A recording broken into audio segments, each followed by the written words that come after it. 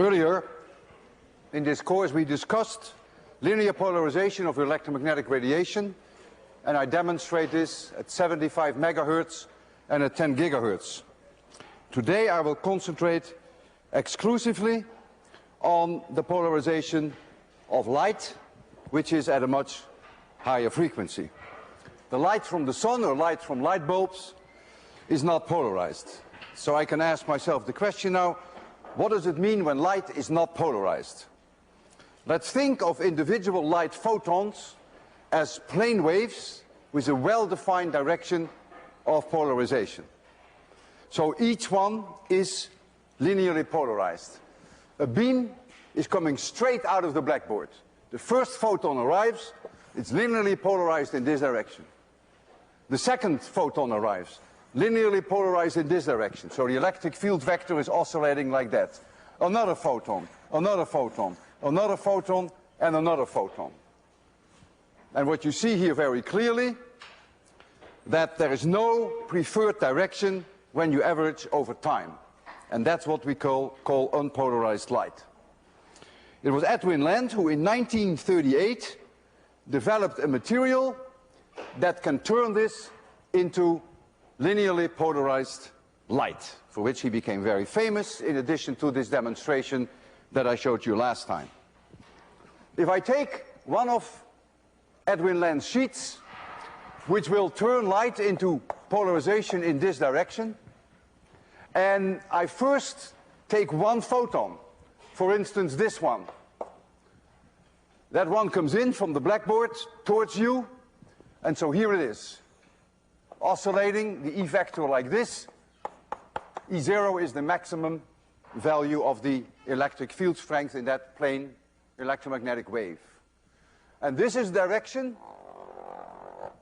of the polarizer that I have through which this photon goes.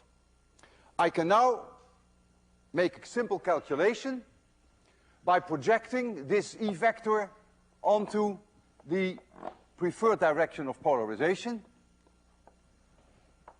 And this new E vector is now down by the cosine of theta.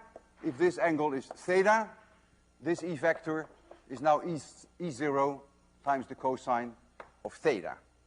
If you ask me now whether the light is reduced in intensity, I would have to say yes, of course, because light intensity depends on the Poynting vector, and the Poynting vector is always proportional to E0 squared, because the Poynting vector is the cross product between E and B. And if E is reduced, B is also reduced. And so we get a cosine square reduction. If now I average over all incoming photons, so I take all of these, which represent an unpolarized beam, so I get not only one like so, but I get one like so, and one like so, and one like so, and one like so, then clearly I have to calculate now the mean value of cosine square theta. And the mean value of cosine square theta is 1/2. And so if the intensity of the unpolarized beam, unpolarized light, was originally I0, once it comes through this polarizer that Edwin Land gave me, then I get 1/2 I0, but that is now 100% polarized. And it is 100% polarized in this direction. And the 1/2 is the result of the average value of cosine square theta. If this were the case, this would be an extremely ideal polarizer. We would call this an HN50 polarizer. They don't exist, it's only in your head. And the 50 refers to the fact that 50% get through polarized. In the optics kits that we hand out today, that we will need throughout this course, you don't have HN50 polarizers. They don't exist. I don't quite know what yours is. I didn't measure it. Yours may be an HN25 or maybe an HN30, which would then mean that the I0 strength of an unpolarized light of beam would not be half of I0, but maybe only 0.25 or 0.3. But in any case, the light that will come through your linear polarizers will be very closely to 100% polarized. So what I will do now, I will take unpolarized light, and I will have this light coming straight out of the blackboard, perpendicular to you, with strength I0, and here is one of my polarizers, and the light that comes through here is linearly polarized in this direction. And so we already know that 1/2 I0 will come through if it is an ideal polarizer, and it is polarized in this direction. I take a second sheet, an identical one. I put it also in the plane of the blackboard, but I rotate it over an angle theta. So here is now a second sheet, which has a preferred direction of polarization in this direction, and the angle is rotated over an angle theta. So between this one and this one is an angle theta. And so you can now immediately tell what the intensity of the light is that comes through this second polarizer. It must, of course, be polarized in this direction, because that is the allowed direction of polarization for that second sheet. And the intensity must now be 1/2 I0, because that's what comes in, and then I have to multiply it by the cosine square of theta. I don't have to average it now over all angles, because there is only one value of theta between this sheet and this sheet. So this is now the new intensity, and it's all polarized in this direction. And this law, whereby the light intensity is reduced by the factor cosine square theta, is known as MALUS'S law. MALUS'S law. If theta were 30 degrees, the light intensity here would be 1/2 I0 times the cosine square of 30 degrees, which is 0.75. If theta were 0 degrees, that means that this sheet is in the same direction as this one. If everything were ideal, 1/2 I0 would get through the second sheet.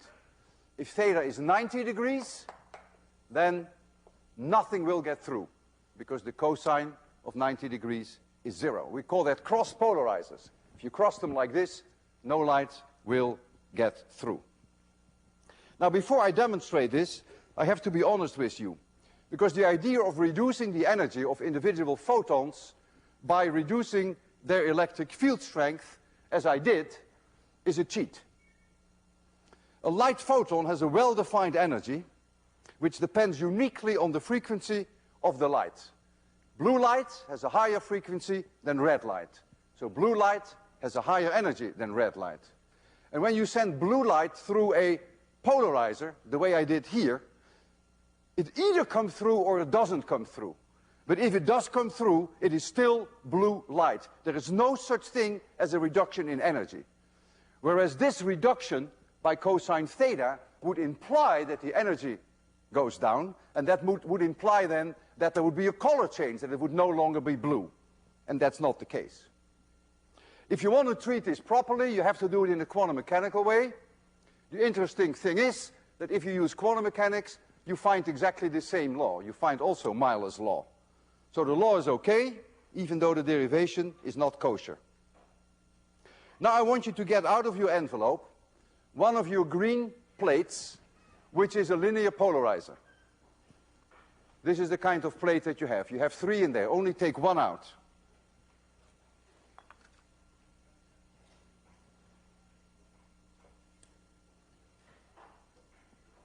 These 2 lights shining on me, unpolarized light. So the light that comes to you now is unpolarized. I'm now going to hold in front of my face this polarizer.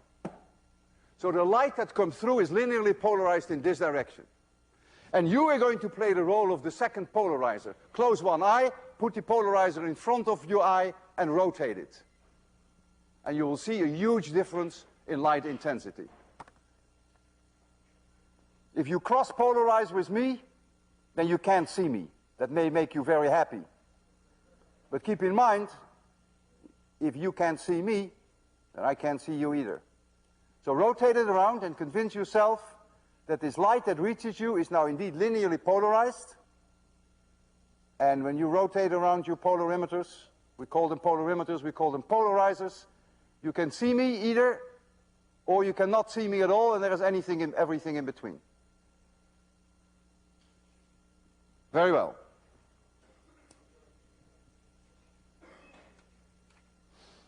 There's a second way that we can produce 100% linearly polarized light, and we can do that by reflecting unpolarized light off a dielectric, for instance water or glass. None of this follows from Snell's law. Snell's law was 250 years before Maxwell. Polarization wasn't even known in the days of Snell. But Maxwell's equations allow you to properly deal with refraction and reflection, including the polarization. And I will make no attempt to derive this for you in detail. That's really part of 803 if you ever take it. But I will present you with some results so that you can at least appreciate the far-reaching consequences of the reflection in which we can produce 100% polarized light. Suppose I have unpolarized light coming in. Here, medium 1, index of refraction N1, medium 2, index of refraction N2. It's coming in at an incident angle of theta 1. It's unpolarized. Some of it is reflected, and this angle is also theta 1, as we discussed earlier, and some of it is refracted into this medium, and this angle we'll call theta 2. So this light unpolarized comes in, reflects, and refracts. If you want to use Maxwell's equations at the action where everything is happening right here at the surface between the two, you will have to decompose the incoming light, the electric field vector, in two directions. And one direction is perpendicular to the blackboard, so this is the E vector, and the other direction is in the blackboard. You will have to do the same here, and you have to do the same here. And if you look at this decomposition, then notice that both components, this component as well as this component, is perpendicular to the direction of propagation. That is always a must with traveling electromagnetic waves. You see the same here. This component and this are both perpendicular to the reflected beam. This component and this are both perpendicular to the refracted beam. This one, the one perpendicular to the blackboard, we normally give a symbol perpendicular. We call this the incidence plane. The plane through the incident light and the normal to the surface, we call that the incident plane. In this case, that is the blackboard.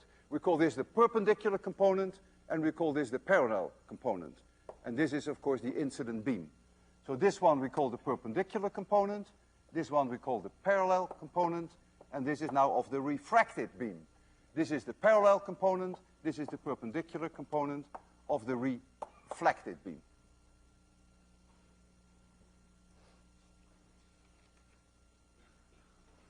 The incident light is not polarized in this sense. So if you average, then there is no preferred direction of the electric field. That means then that in this representation, the strength of this component and the strength of this component must be exactly equal. Because if one were stronger than the other, then it wouldn't be unpolarized. Then there would be, on average, a preferred direction.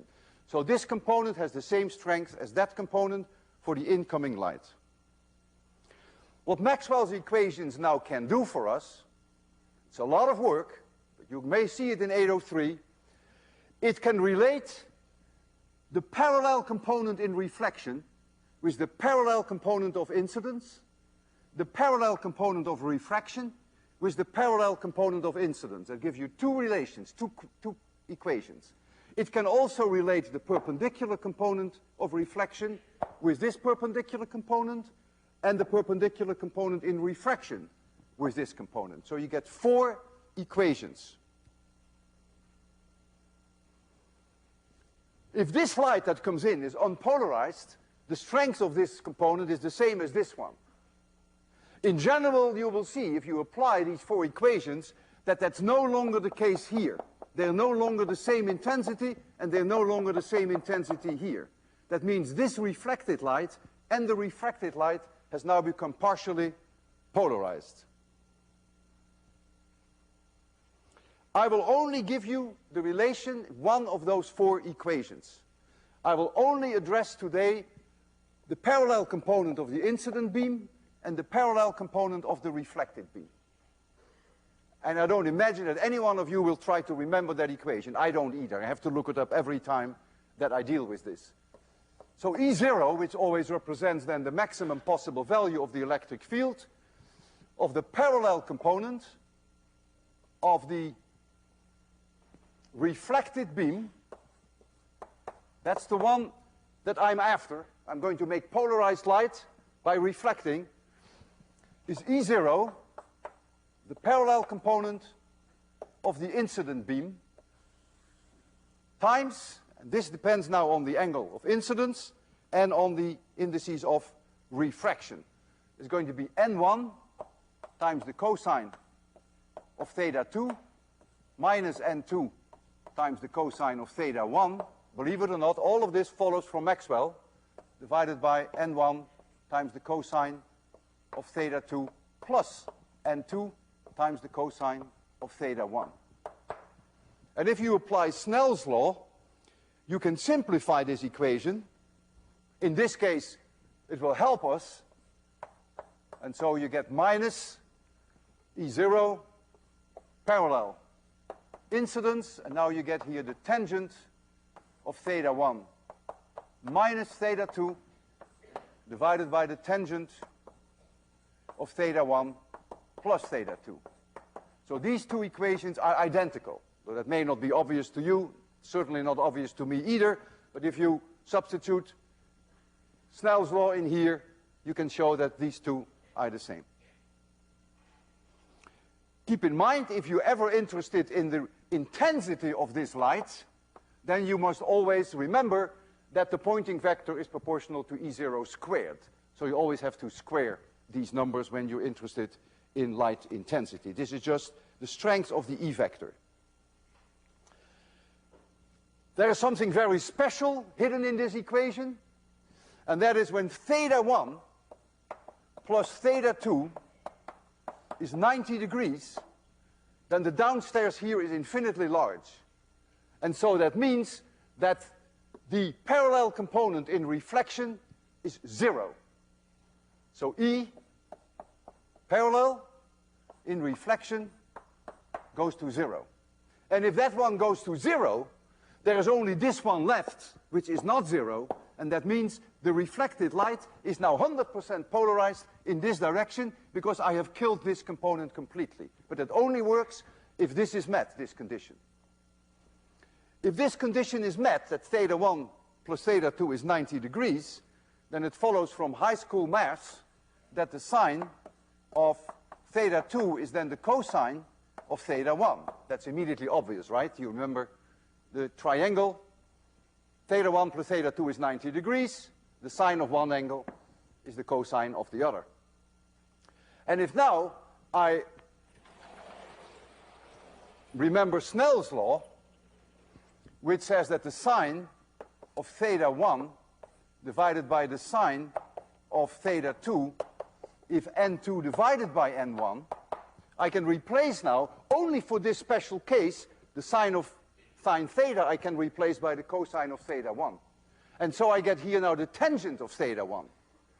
And so if this is the tangent of theta 1, that is under these conditions, then we have met the condition that I was looking for, that I end up with 100% linearly polarized light. And so this is the secret to getting 100% polarized light. And this angle is called the Brewster angle.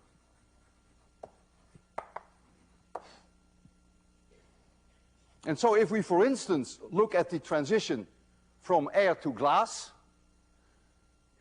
glass has an index of refraction approximately 1.5, depends on the kind of glass that you have. If I go from air to glass, which is what I will do in my demonstration, then the tangent of this angle is n2 divided by n1.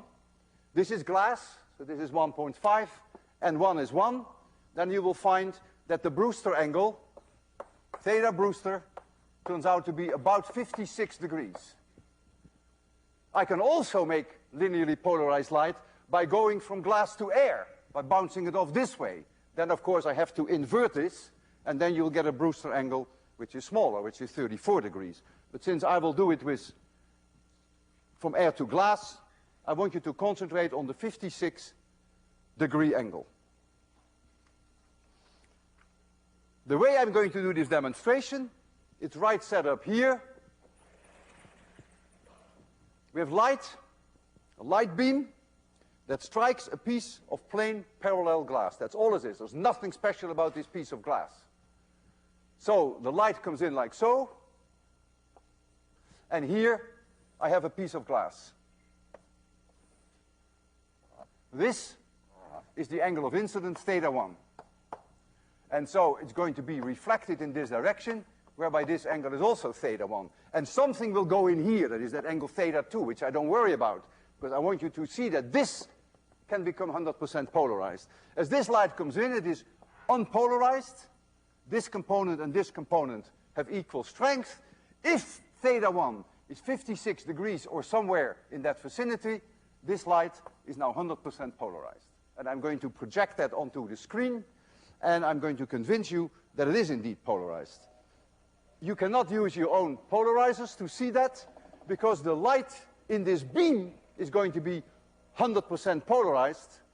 However, once it reflects off the screen, it no longer is. So you cannot use your polarimeter. So I have to use my own polarimeter to show you this. So if we can turn the light off there, of the overhead, thank you very much. I will turn on the light of my light beam. There it is, and I'm going to make it very dark for you so that we can see that very well. So the light comes in this direction, hits the glass, and the angle of incidence is now about 45 degrees. I purposely didn't make it 56 yet.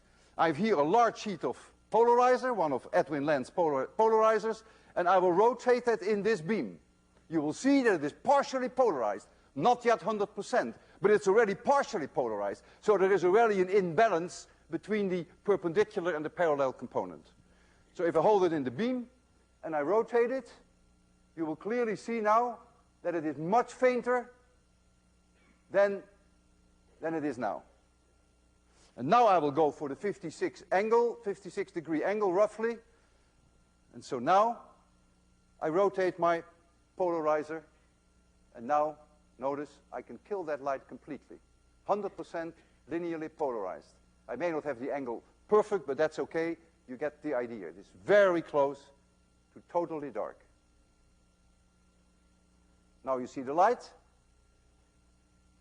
It's polarized in this direction, and now I can kill it.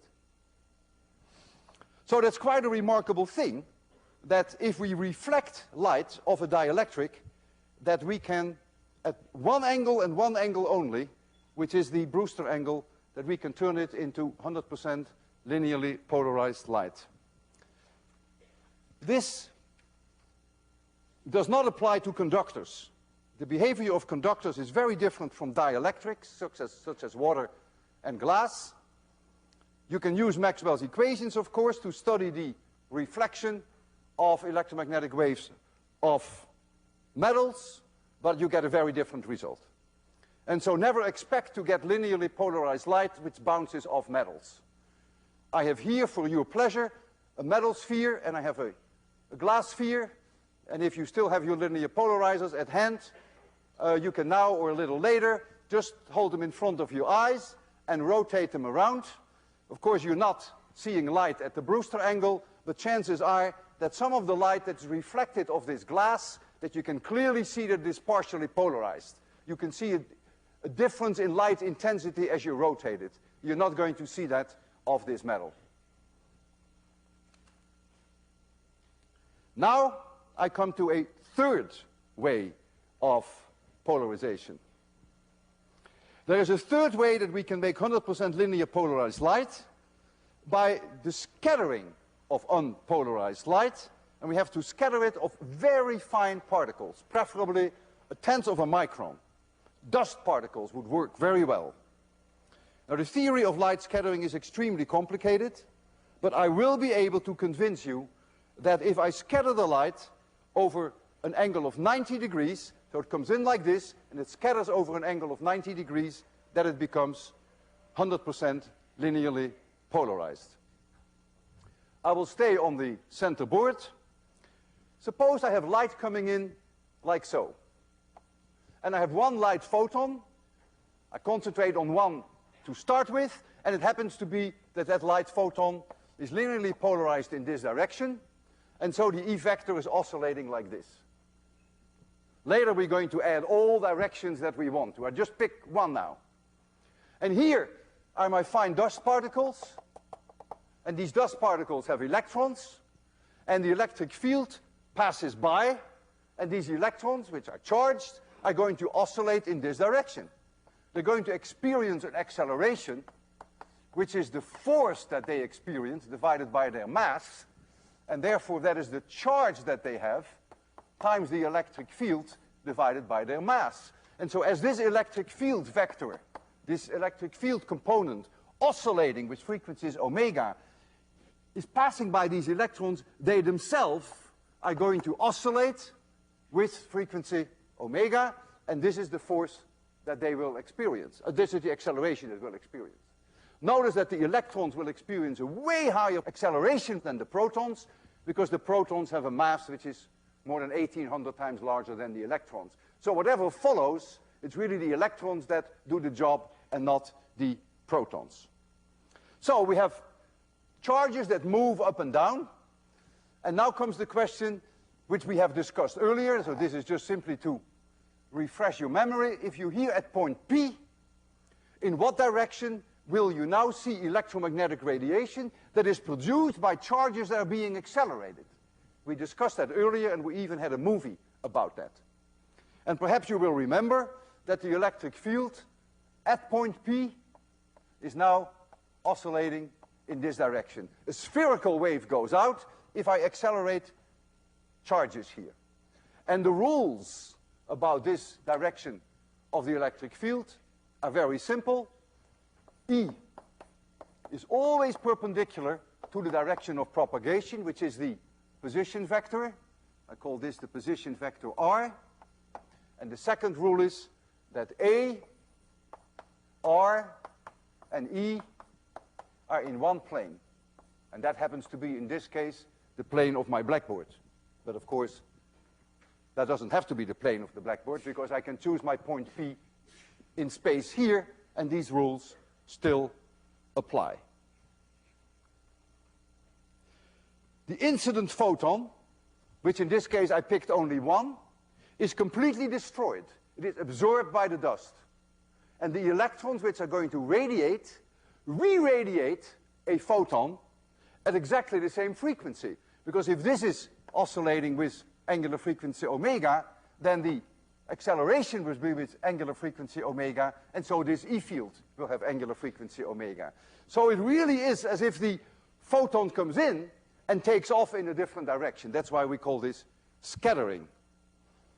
So the frequency remains the same, but the direction changes. And the probability that that photon will go in this direction or this direction is 0, because you remember that no electromagnetic wave is propagated in the direction of the acceleration. There's a high probability that it goes out in this plane, perpendicular to A, and at this angle theta, the probability is a little lower. We discussed that earlier. Now I'm going to convince you why light that scatters over 90 degrees, that comes in like this, and then comes to you, why that is 100% linearly polarized. Here is a beam of light. And this beam of light is unpolarized. That means if I look down on this beam, you have individual photons, and I describe to those, maybe a little bit artificially, but I will do that. It was successful with MALUS'S law. I describe to them individual directions of polarization. So each photon on its own has a uniquely defined direction of polarization. It is a picture that is not kosher. You really need quantum mechanics to do this right. But on the other hand, the result that you find is probably correct. You will find the same result if you did it in a quantum mechanical way. So here you have these dust particles. And so what is going to happen is this light comes in, and then one may be scattered in this direction, another one in this direction, another one in forward direction. And you can go in all directions as you please. I'm now going to look in the plane perpendicular to the blackboard. Because in the plane perpendicular to the blackboard, every photon that ends up there is at 90 degrees angles. It comes in like this. That is 90 degrees. This is 90 degrees. This is also 90 degrees. And here is that plane. I just draw a circle, but there is nothing special about the circle. And so the photons come now straight to you, perpendicular to the blackboard. That's the picture that I have now in mind. And let's say you were looking here. So you were sitting there. So you have to lift this up. So you're really sitting there.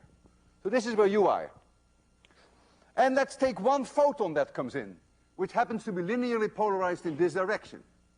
We pick one photon, but it's unpolarized light because we're going to add so many photons that on average there is no preferred direction. But I pick one to start with. And now I ask myself the question, if that photon is scattered in your direction, in this direction, how is the E vector oscillating here?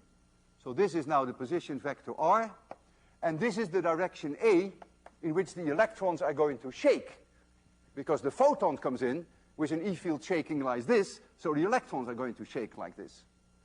And you will immediately conclude that the electric vector here must be oscillating like this. Why? Because it has to be perpendicular to r, which it is, and it has to be in the plane of A and R. There's only one solution, and then this is the correct solution. Now there is a next photon coming in. And the next photon, I'll give a color just to distinguish the two, happens to be oscillating in this direction. And I ask myself the question, if that photon is scattered in your direction, in what direction is the E field oscillating? And you'll come to exactly the same conclusion, in this direction. Why? Because it has to be perpendicular to R, which it is, and it has to be in the plane of A and R, and that's the only solution. A little later, there is another photon that comes in. How is that electric field being observed here? Of course, in this direction. And so, no matter how they come in, unpolarized light, you will always see that if the photon is scattered over 90 degrees, you will always see it polarized in this direction, and therefore you have created linearly polarized light. So if you watch here, that is at 90 degrees angle, or if you watch here at 90 degrees angles, but of course it's a whole plane, then you end up with 100% linearly polarized light. If you go through the same exercise, say at an angle here of 45 degrees, and you look here, it's only partially polarized. Indeed, if you rotate in front of your eye a polarimeter, you will see clearly light intensity changes, but not 100% polarized. You couldn't turn it into darkness. And if you look from above, and you may want to go through that exercise for yourself, you will see that the light remains completely unpolarized. So it is only the 90-degree angle that is very special, and that's what I'm going to demonstrate to you. But before I demonstrate this, there is something that I have to tell you, that I cannot hide from you. I wish I could, but I can't. It's not something that is my goal during this lecture. It has nothing to do with polarization. But that's the fact that the probability, when you scatter light of very small particles, tenths of a micron or so, dust particles, that the probability of scattering is way higher for blue light than it is for red light. The shorter the wavelengths, the higher the probability. If you ever take 803, you're going to see a derivation of that, a quantitative derivation. Blue light has a 10 times higher probability to be scattered than red light. And so whenever I'm going to do my scatter experiments on very fine particles, you will see that that light is going to be bluish. You can't miss that. Now, if the particles of which I scatter are larger than a tenth of a micron, say 1 micron, this effect of color on probability of scattering is highly reduced. And if I scatter of very large particles, 10 microns or so, then there is no dependence anymore at all. And in this lies the secret why the sky is blue. I will get back to that later today. The reason why cigarette smoke can be blue if the smoke particles are very small, and it's the reason why clouds are white. Because the sunlight hits the clouds, the light scatters, but the water drops in the clouds are not 0.1 microns, but they are much larger. They are more like 10 microns and up, and so there is no preferred wavelength that scatters, and so the clouds look white. And so the first demonstration that I want to do is very much like what you see here. I'm going to send unpolarized light up here, straight up. We have bright spotlights there, and the light goes straight up. In here, I'm going to put very small dust particles. And I have decided to do that smoke, simply cigarette smoke. So I'm going to hold cigarette smoke in these beams, and the light that will come to you, no matter where you sit, must have scattered closely over 90 degrees, right? It comes up like this, but if you see it, almost for everyone in the audience, 90-degree angle scattering. So with your linear polarizers, you will be able to see that that light is polarized. And it's going to be polarized in this direction, which is the direction that I have here. So that's the first thing I'm going to do for this demonstration. So I need cigarettes and I need smoke, as much as I hate this.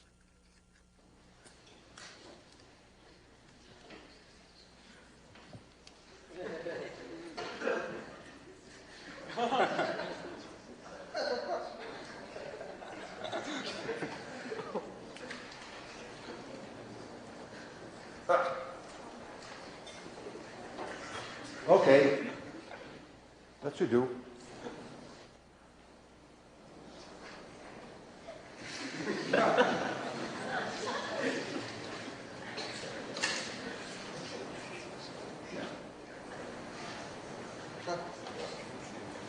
Okay, so you need a lot of light, and this light comes presumably from here. Yeah, there it is.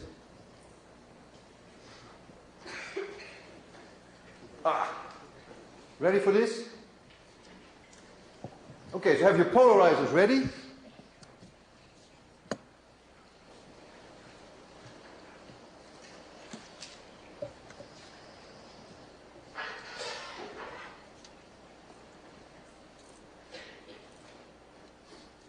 I want you to see two things. Number one, that the light is bluish, and number two, that it is polarized. Take your time for that. If you don't see it as blue, then the reason for that is that at low light intensities, your eyes are not very sensitive for color anymore. It looks quite bluish to me, though.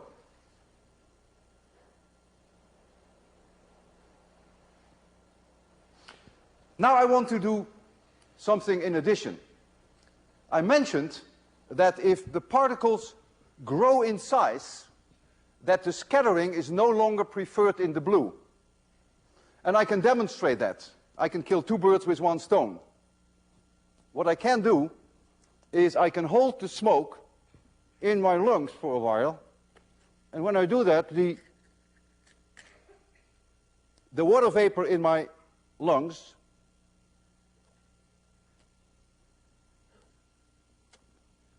will precipitate on these dust particles, and they will form small water drops. And when I puff that out, you will see a distinct difference in color between what you see now and the smoke that comes out of my lungs when these particles are 10 microns and even larger. You will see then that the light is whitish. So this comes extra, over and above. It comes for free.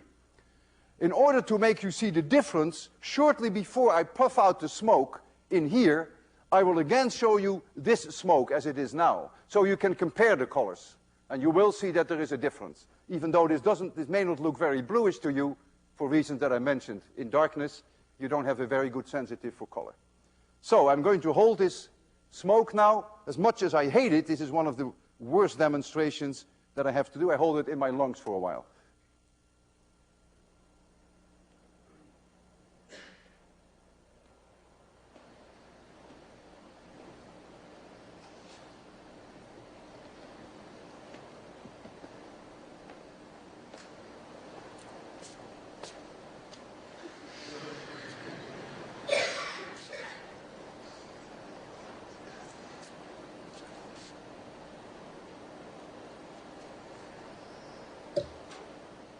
I see a huge difference, but I'm very close. The second puff was very wide compared to the first one. So we were able to catch two birds with one stone here.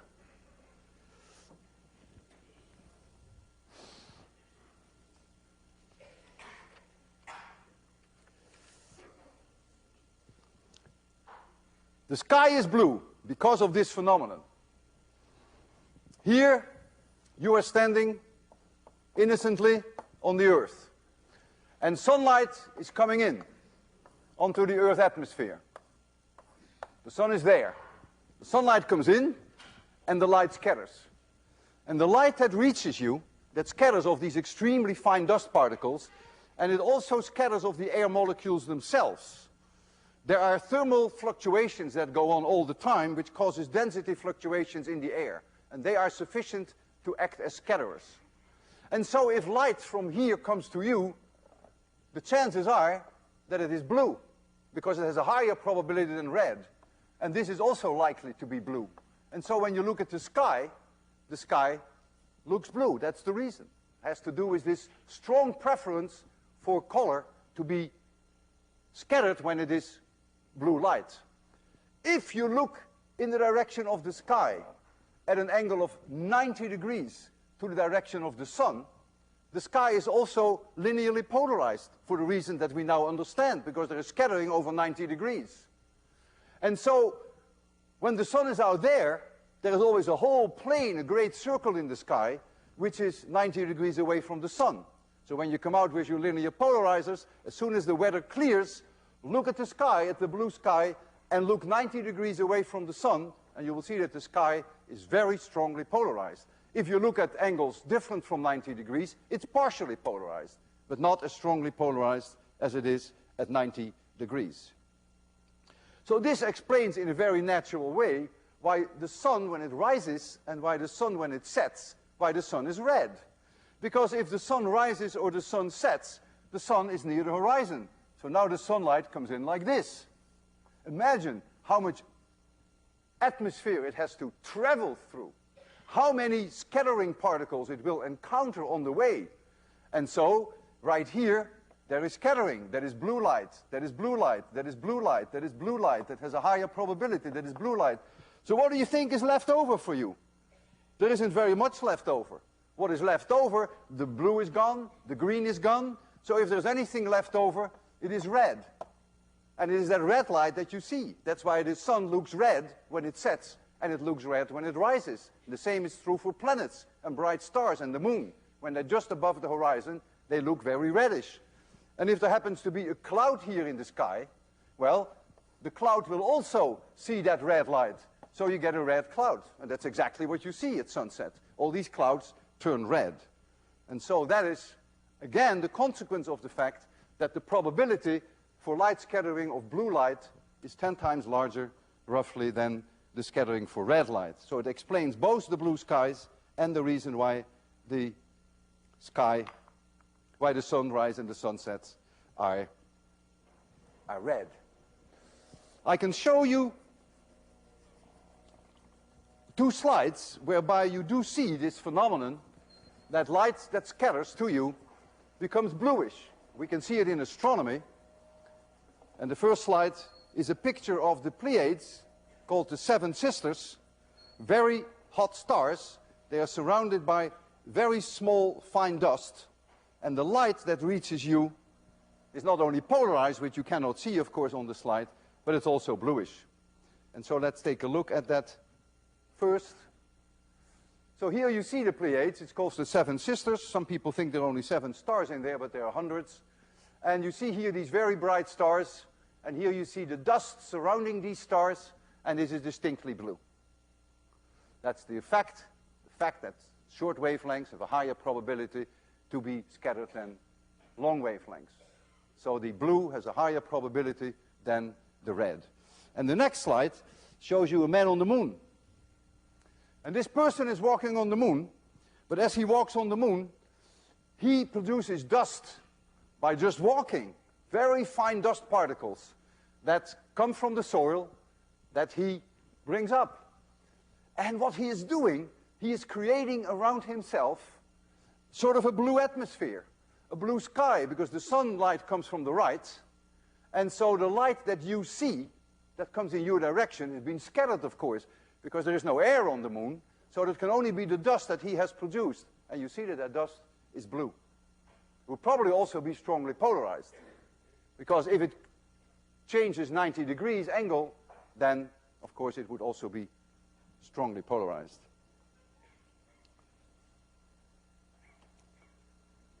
Now I want to do a demonstration, the last one, which catches more than 2 birds with 1 stone. It's going to kill 3. I have here a bucket with thiosulfate. And we have light coming from this side, which we shine through that bucket. And we're going to put a little bit of sulfuric acid in there. And when we do that, sulfur will precipitate, small particles of sulfur. These small particles of sulfur will become the scatterers.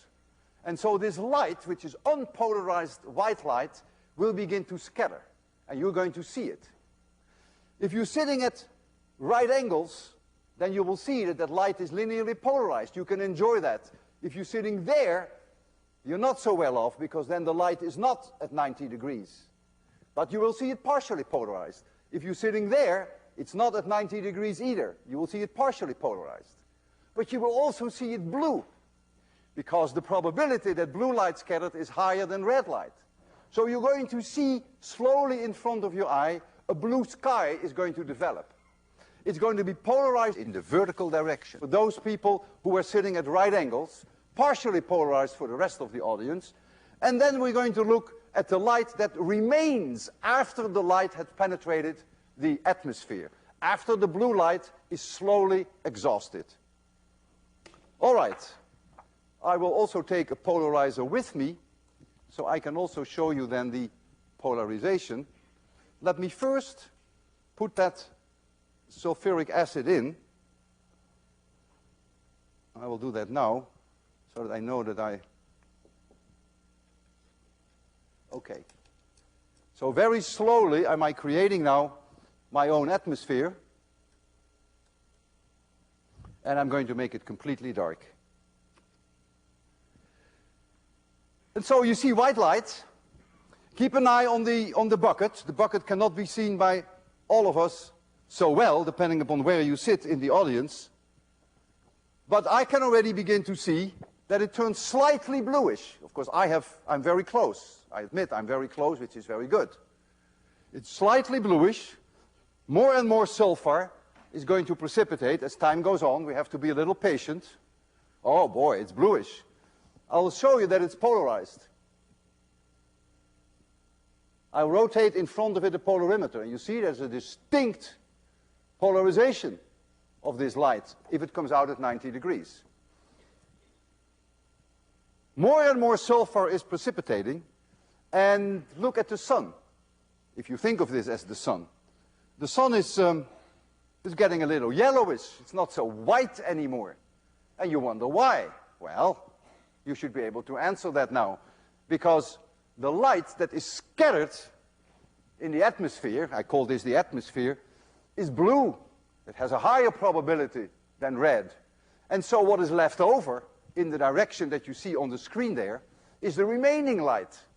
And the more blue leaves and the more green leaves, the redder the sun is going to be. And if we're going to be a little bit more patient, and we certainly have the time for that, you're going to see the sun getting pretty bloody red. So keep an eye on it. Also have your linear polarizers and try to see that the light that comes to you from the atmosphere, if you are at 90-degree angles, I will once more do it with my polarizers, that's strongly polarized. Oh boy, look at the sun. We're getting close. We're getting close. Whew. Imagine you're now on the beach, very romantic, and there is the sun. You're with a friend. You don't have your polarizer. From now on, you should always have your polarizer with you, of course. You can really impress your friend, believe me. For one thing, you can point out that the sky at 90-degree angles from the sun is nearly 100% polarized. You can even tell your friend why the sky is blue. And then as you experience this romantic sunset, you can also explain why the sun is getting red. Because all that blue light and the green light gets out first, and this is then what is left over. And the sun is really beautiful now. I already feel these butterflies in my stomach and ants in my pants. This is sunset, all right? This is very, very nice sunset. Oh man, what a beautiful sunset. Yeah, indeed, indeed. We are approaching sunset.